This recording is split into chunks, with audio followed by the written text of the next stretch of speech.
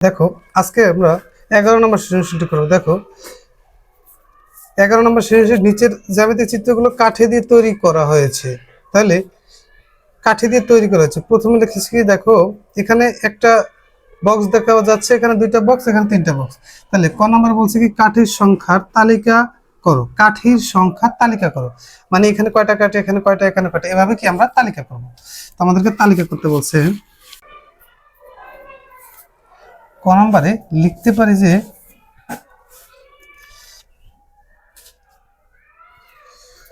ক নম্বরে লিখি কাঠির সংখ্যা তালিকা করো। তাহলে কাঠির সংখ্যা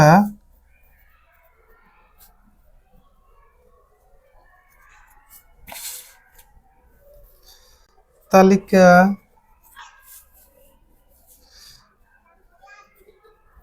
তালিকা করে পাই। তাহলে দেখো প্রথম ঘরটিতে আমার রয়েছে কি, প্রথম দেখো এখানে আছে কয়টা, একটা দুইটা তিনটা চারটা কাঠি। আর তার পরবর্তীতে কাঠি আছে কয়টা, একটা দুইটা তিনটা চারটা পাঁচটা ছয়টা সাতটা। তাহলে এখানে আছে কয়টা, চারটা। তাহলে এখানে আছে কয়টা, সাতটা।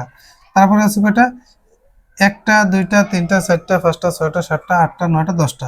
তাহলে প্রথম পেলাম কয়টা, আমরা এন্ট্রিভুক্ত করতে পারি। এখানে দেখো, এখানে আমরা এন্ট্রিভুক্ত করতে পারি কাঠির সংখ্যা, কাঠি সমান লিখতে পারি। প্রথম পেলাম কত, চারটা। তারপরে পেলাম হচ্ছে গিয়া তারপরে পেলাম সাতটা। তারপরে পেলাম কয়টা, দশটা। আচ্ছা,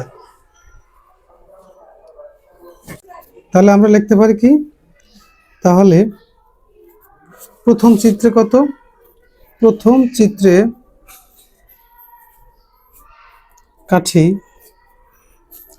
সমান সমান কয়টি, চারটি। দ্বিতীয় চিত্রে কাঠি 7টি।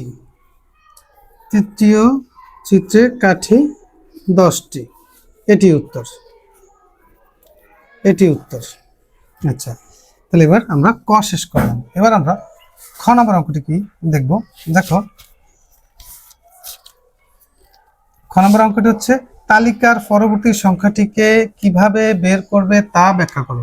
এখন আমরা কিভাবে বের করব সেটি আমরা একদম এক নিমিষেই সহজে তোমাদেরকে আমি দেখিয়ে দিব। আচ্ছা দেখো, পরবর্তী সংখ্যাটির কথা বলেছে এখানে, যে তালিকার পরবর্তী সংখ্যাটি কিভাবে বের করবে। তাহলে আমরা লিখতে পারি যে খ নম্বরে, যে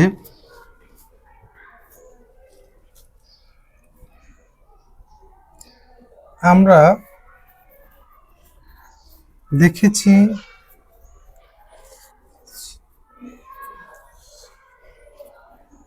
ক এতে ক এর প্রতি ক্ষেত্রে 3 করে বৃদ্ধি পায়। তাহলে আমরা লিখতে পারি যে এখানে যদি 4 হয়, যোগ বাড়ছে কত, 3, তাহলে কত হইলো, 7 হইল। আবার 7 যোগ তারপর বাড়লো কত, 3, কত হইলো, 10 হইল। হ্যাঁ, তাহলে প্রতি ক্ষেত্রে কত, 3 করে। তাহলে এবার আমি আবার এখানে লিখতে পারি 10 যোগ কত, আবার 3, তাহলে কত হয়ে গেল, 13 হয়ে গেল। তাহলে আমি বুঝতে পারলাম যে পরবর্তী সংখ্যাটি হবে আমার কত, 13। এভাবেই আমরা বের করবো যে প্রথমে আছে কত, 4, বাড়লো কত, 3, তাহলে 7 হইলো। তারপর আবার এই 7 এখানে নিয়ে আসলাম, আবার বাড়লো কত, এখানে 3। হ্যাঁ, 7 আর 3 কত, 10 হইলো। এবার 10-এর পরে আবার বাড়বে 3, তাহলে 13। তাহলে আমরা বুঝতে পারলাম যে পরবর্তী সংখ্যাটি হবে আমার 13।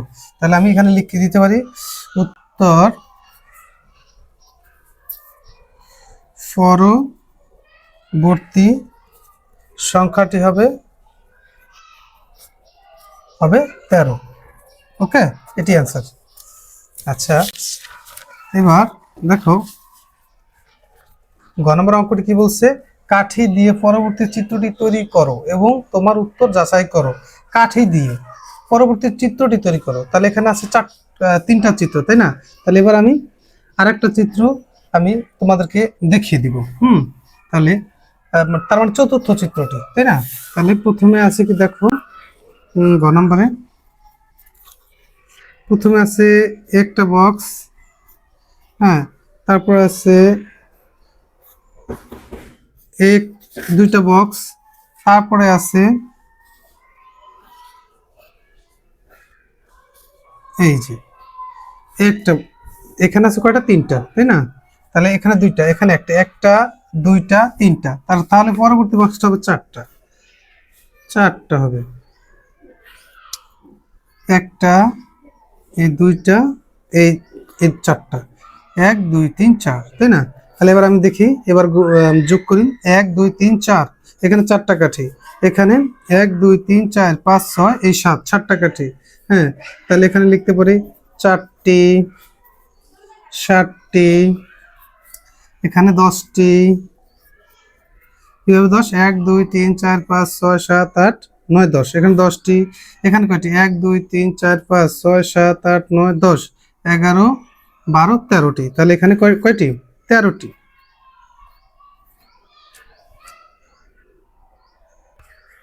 তাহলে আমরা উত্তর, তাহলে আমরা লিখতে পারি যে পরবর্তী পরবর্তী কাঠির সংখ্যা 13টি, যা খ হতেই প্রমাণিত, খ হতেই প্রমাণিত। ব্যাস, এটি অ্যান্সার।